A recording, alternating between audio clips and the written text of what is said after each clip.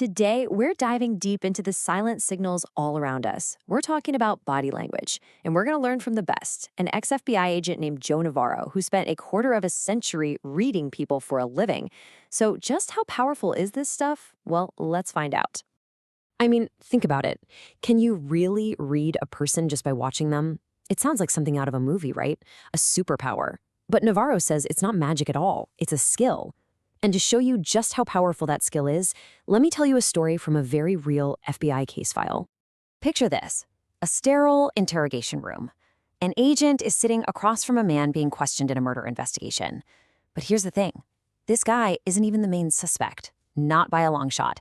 He seems to have an answer for everything. He is the absolute picture of innocence. He's calm, he's cooperative, his alibi is airtight. His voice doesn't even waver. On the surface, there's absolutely nothing to suggest he's lying. But the agent, he decides to try something, a specific tactic. So the agent just starts casually listing off potential murder weapons. So you think it was a pistol, a knife, but hidden inside this list is a key piece of information, something that was never made public. Only the killer would know what the real weapon was. And then the agent says it, an ice pick? And for just a split second, the suspect's eyelids, they just droop. A slow, heavy blink. It was this tiny, almost unnoticeable movement in an otherwise perfect performance. But that tiny movement, it was everything. That one involuntary flutter of his eyelids completely unraveled his story. It told the agent more than hours of denials ever could. The man went from a person of interest to the #1 suspect. And yep, he later confessed. So how? How on earth could one tiny movement betray a killer? Seriously, how did that one little blink give him away? It seems crazy, but the answer is actually wired deep inside all of our heads. See, it turns out we don't have just one brain running the show. We kind of have two. And a lot of the time, they're in a silent battle with each other. So here's how it works. You've got your neocortex. That's the thinking brain. It's smart, it's logical, it handles language, and you guessed it, it's the part that lies. But then you have the limbic system. Think of this as the honest brain. It's ancient, it's impulsive, and it's all about survival. It doesn't think, it just reacts. And the most important part? It cannot tell a lie. This honest brain of ours, the limbic system, it's running on software that's millions of years old. It's a primal survival code. It's the part of us that's still on the lookout for saber-toothed tigers, even if we're just in a stressful work meeting. Its only job is to react to threats, and it always does it in a very specific, universal order. Okay, so we've all heard the phrase fight or flight, right? Well, it turns out that's not just incomplete, it's actually in the wrong order. Our brain's real, hardwired survival instinct is a 3-step process. First, we freeze. Then we try for flight, and only as a last desperate resort do we fight. Let's talk about freeze. This is always the first response. Why? Well, for our ancient ancestors, movement attracted predators. So when you sense danger, the first thing your brain tells you to do is stop. Don't move a muscle, become invisible, assess the situation. You see this today, right? When someone is caught in a lie or asked a really uncomfortable question, they'll often go totally still for a moment. That's the freeze response kicking in. Now, if freezing doesn't make the threat disappear, our brain moves on to step 2, flight. The goal here is simple: create distance. In the modern world, we're not usually sprinting away from conference tables, but watch for the little things. People will physically lean their body away from someone they're uncomfortable with. They might angle their feet towards the door. Their body is literally ready to leave. Even something as simple as covering your eyes is a form of flight, a way to block out what you don't want to see. And what happens when you're cornered?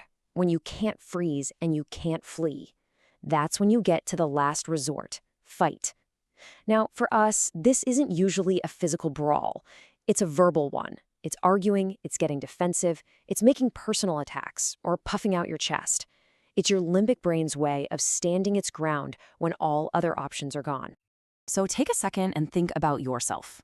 When you're stressed out or feeling a little anxious, what's your go-to move? Do you fiddle with your ring, rub the back of your neck, tap your foot? We all have these little tells we do completely unconsciously, and they are incredibly honest signals. There's actually a name for them. They're called pacifying behaviors, and they're fascinating. Basically, when our honest brain detects something negative, a stressful question, a bad memory, whatever, it triggers our body to do something small and repetitive to calm itself down. It's like our brain's own self-soothing mechanism, and spotting these is one of the most reliable ways to know when someone is genuinely uncomfortable. And once you know what to look for, you'll start seeing these everywhere. Touching the neck is a huge one. It's full of nerve endings that literally calm you down by lowering your heart rate.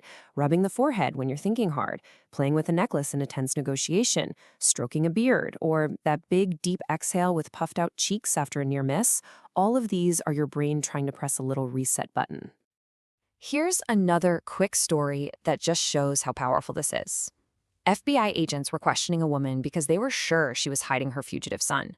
Over and over, she denied it. She was cool as a cucumber. But the agents noticed this one tiny thing, a pattern. Every single time they asked where her son was, and every single time she said, "I don't know," her hand would come up and she'd touch the little hollow at the base of her throat. Every single time. That repetitive little touch, that was a pacifying behavior.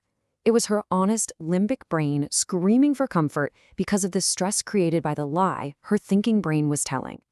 That tiny gesture was all the agents needed.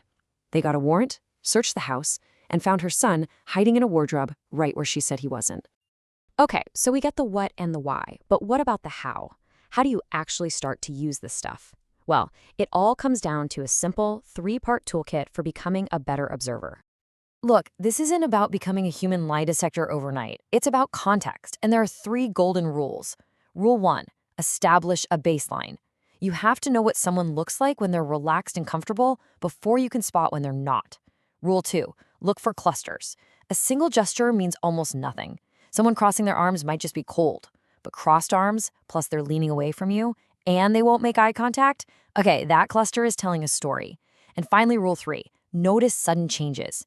The most important signal is when someone's behavior changes from their baseline, especially right after you ask a question. That's the moment you pay attention. Which brings us to one last question, and it's probably the most important one. Just for a second, check in with yourself. What is your body language saying right now at this very moment? Are your feet pointing toward the door? Are your arms crossed? This silent language is a conversation that never, ever stops. And once you finally learn how to listen, you'll be amazed at what you start to hear.